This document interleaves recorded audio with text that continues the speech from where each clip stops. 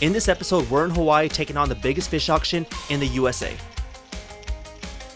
The more the fisherman makes, the more the auctioneer makes. We'll be diving into local fish that are highly sought out around the world, along with other fish that you never knew existed. Cookie cutter tough though. By the end of this video, you'll be an expert at how to spot good tasting fish. All pink in there, super firm to the touch. Which brings us here to the first part of our journey, the boat docks in Hawaii. This is the beating heart of the Hawaii fishing industry. A beautiful morning to be down here. The sun's cracking up over the horizon. This is Caleb. He's the director of the Hawaii Seafood Council and our host for the day. And so all of these boats that you see are targeting big eye tuna. Tuna is to Hawaii as to what beef is to Texans. It's really big. No pun intended. Actually, pun intended. These things get pretty big. Now, it goes without saying that you cannot fish without fishermen. The ocean is huge. To catch these type of fish, boats have to be out there for sometimes up to 2 weeks. And what that means is that you'll be living on the boat, and you better make it comfortable. Living on a boat, space is limited, so you are going to be a little bit tight. All around the boat, there's guardrails and locks. This keeps everything from moving whenever the boat sways. The rooms have the essentials. This one is complete with its very own office. And the captain's quarter is where it's at. This place has to be comfortable because it has all the equipment to monitor the water and the fish and where they're going at all times.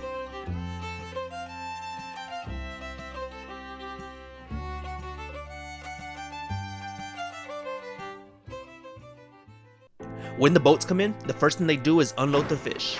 Every species. Even though Ahi Tuna sells the best, they have plenty of other fish up for bidding.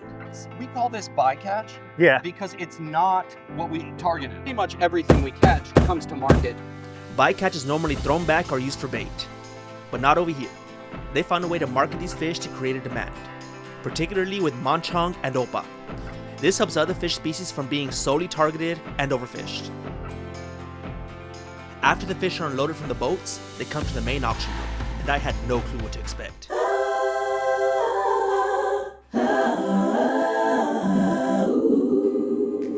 If you love fish as much as I do, then you'll be in paradise, even though we're already in Hawaii, and it's all fresh. So here we got a 157-pound big eye tuna.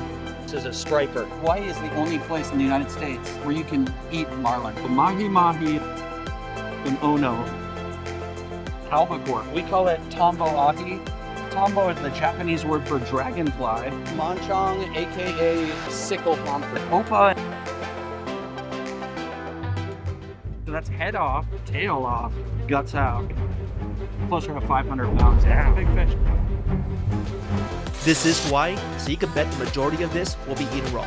As a chef, I'm always asked, when can you eat a fish raw? Fresh fish just means it's never been frozen. Yeah. There are laws about certain species of fish Okay. and that they need to be frozen. All Alaska salmon needs to be frozen before it can be shown raw.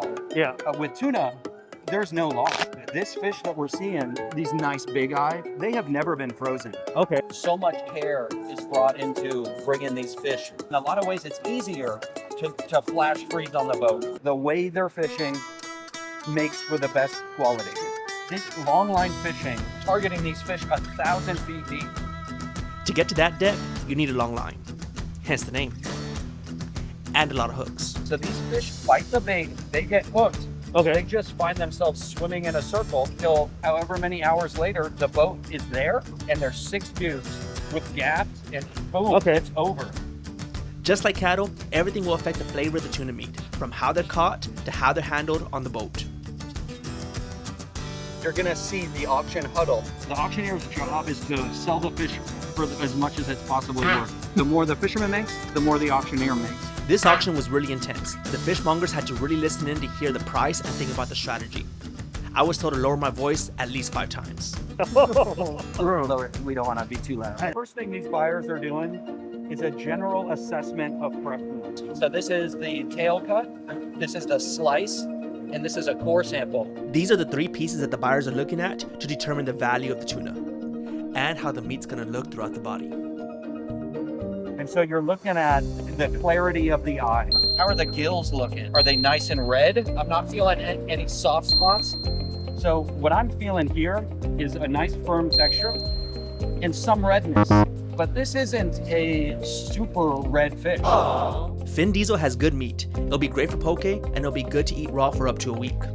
I'm not seeing a blue ring around that eye. In fact, I'm gonna call that eye a bit cloudy. That's not pink, that's starting to brown. I'm feeling a little bit of softness. I'm also seeing some damage on it. This is actually a cookie cutter shark bite. We'll get more into that later. Still feeling firmness. We got a deeper red. This is still very nice. Totally sashimi quality.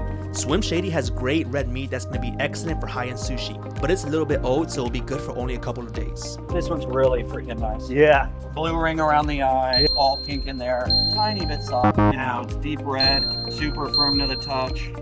Yeah, this is just a really strong Hawaii ahi. Gilbert is an all-around great fish for high-end sushi and poke. It's fresh, so will last for up to a week, but you will pay the price for it. Even though Gilbert had the best all-around meat, it will cost you a lot. Swim Shady had some great meat on it, but it wasn't as fresh, so it'll be cheaper. Fin Diesel was really fresh, but didn't have good color, so the price will be down a little. Knowing how to identify your Fin Diesels and Swim Shadies of the ocean will make you the most money. If you want to be a professional fish picker for your family, use these techniques to find the best tasting fish at your local supermarket. And these are from cookie cutter sharks also? These things are gnarly. They are small, but they have one of the most powerful bites in the ocean, and they are a lot more common than you think. Hang out in the water column, and he was in the water 4 hours. The Coast Guard got him. The dude had been cookie cuttered. New fear unlocked. A fishery isn't just about catching the most fish for profit. A lot of work goes into sustaining the fish population. Sustainability is a process. It's a way of doing things, and it takes a village. This barcode traces it back to the boat. This is the species. We can use the government data to know exactly what part of the ocean this fish came from. We also have observer coverage. If the boat wants to leave, they have to call the observer program, check all the gear. So we check every hook, we measure all the lines, we make sure everything is by the book. So every time these boats leave, we know exactly where they're at, where they're fishing. So we have an excellent idea how many fish are in the ocean, how much are we taking. We're very proud of that. We want to make sure we sustain our people with food and not take everything out the ocean. Yeah. All of my favorite memories are by the ocean. And with the help of organizations like Hawaii Seafood Council, future generations will be able to enjoy it just like I did. So what we're trying to do is reconnect people to the resource. That's what a fishery is. It's the fish, the fishing boat, and the fishermen. Yeah. It's all of that, but then all of the people and all the supporting industries and everyone that's reliant, whether they know it or not, on that resource. On the next episode, we'll be breaking down a whole tuna with the local fishmonger, while trying out some of the freshest pieces you didn't know you could eat. And of course, we're making a full course meal using the hand. I'm Chef Lionel. If you like this video and want to see more going forward, be sure to hit that like and subscribe button.